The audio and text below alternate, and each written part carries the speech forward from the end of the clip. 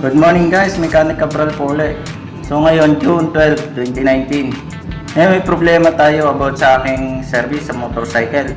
Bali ito po guys, ay nabili ko noong May 12, 2016. So mga 3 taon pa lang to. Tapos ang tinakbo niya ay nasa 52,818. So mga may na-experience po sa mga motor na TMX 125, mahugong talaga yung transmission. So ito, nung bago pa lang mahugong na. Ngayon,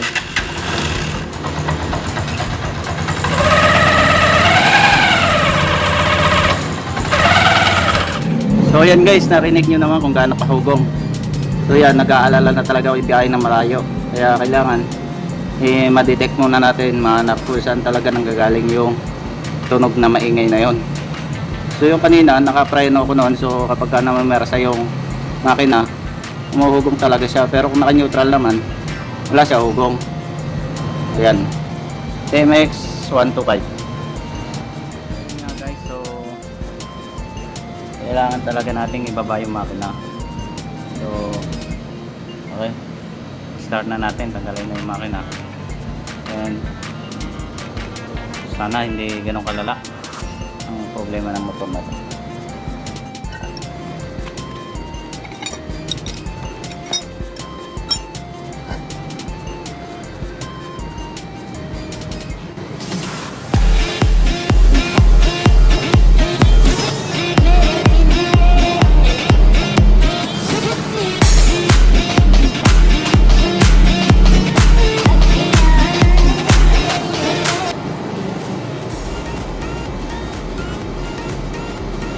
So ayan guys, kitang kita naman natin na parang may kasama na siyang tanso na mga tumutulong langis.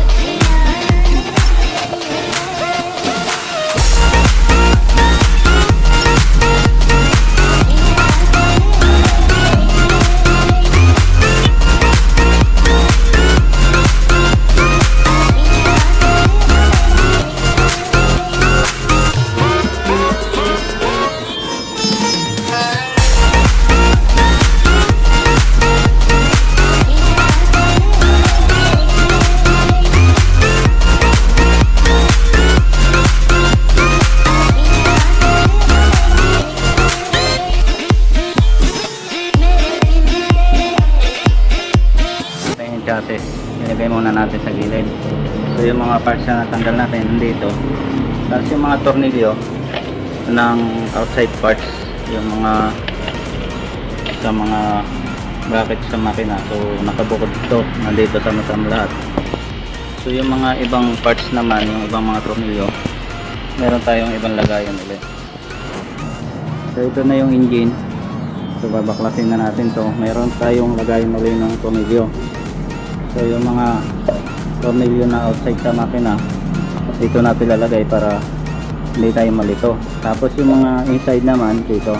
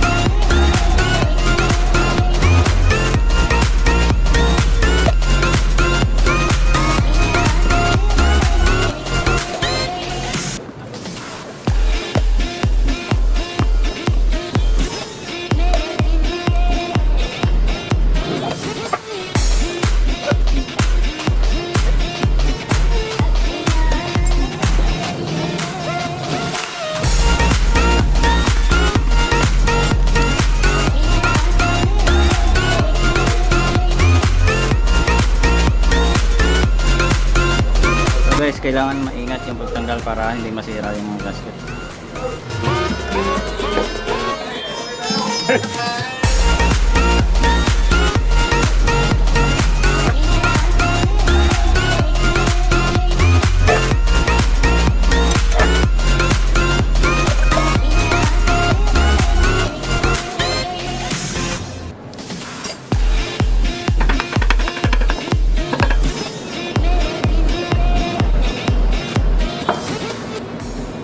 So yun, maganda yung pagkakatanggal natin, hindi nasira yung gasket, so okay lang.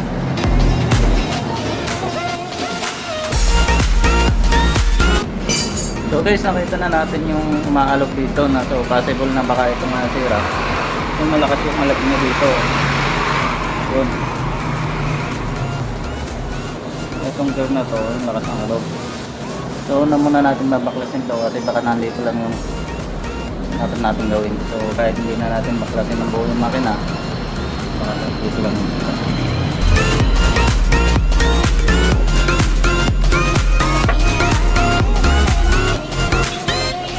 kailangan nito guys, sa pagbaklas nito sabay-sabay na luluwagan kasi hindi mo pwedeng luwagan kagad ng sagad yung isa dahil baka mabasag.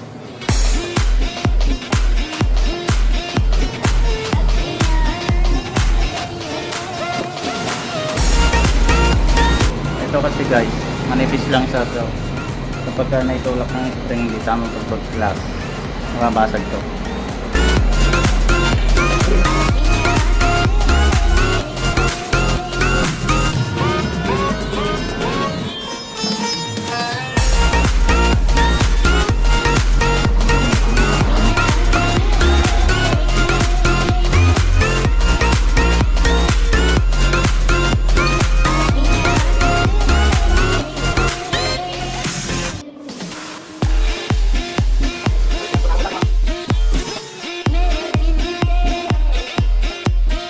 Ito mga kaibigan ang kumakalaw. Ito yung napakaingay. So magbabaklas talaga.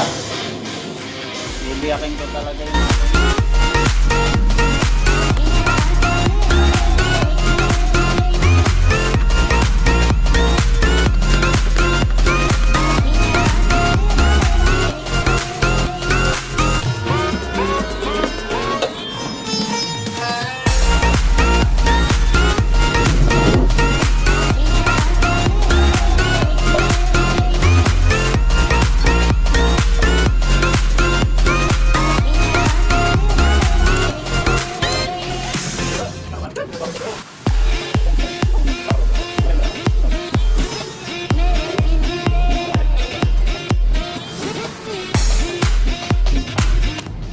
ito guys, kailangan ibalik ulit natin dito para hindi mawala.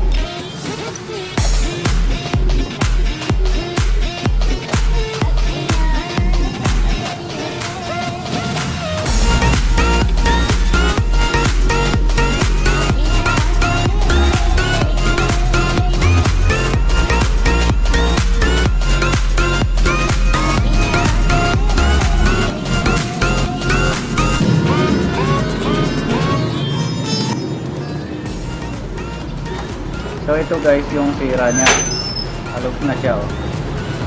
Ayun, so, napakalaki na ng alog niya kaya pala mahugong siya. So ito kailangan palitan kasi pusod na ito.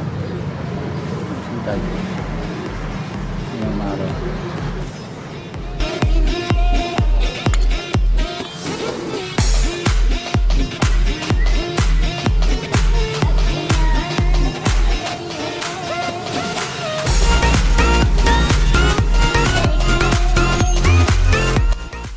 morning guys. Ngayon ay June 13, 2019.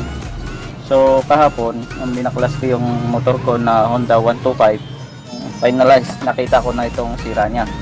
So itong bushing niya pala, ito sa transmission, ito yung sa clutch housing. Yung bushing niya dito sa loob, napakalakas na ng alog. So yan, gas na kaagad siya. Sa loob ng 3 years lang, hindi ko pa nalagyan ng sidecar. So pati yung clutch housing, ito kasing clutch housing dito nakalagay, pati yung clutch housing na damay na siya. So ito alog din, alog din siya, mapapansin nyo. Yan, napakalakas na ng alog. So yan guys, kaya pala nakapakaingay nitong transmission ng Honda 125. Yan yung So tip ko lang guys, yung mga hindi masyadong kabisado kasi yung transmission o kaya sa mga motorcycle, gaya sa akin, nilagyan ko siya ng tali. Ito para hindi siya magkahiwa-hiwalay. So pag assemble ko, hindi na ako mahihirapan. So yun lang guys. So siguro bukas magagawa ko na ulit ito, ma-assemble ko na siya. Good morning ulit sa lahat. So yun guys, abangan po ang part 2 ng ating video na to, at para pag-assemble na po ng ating makina.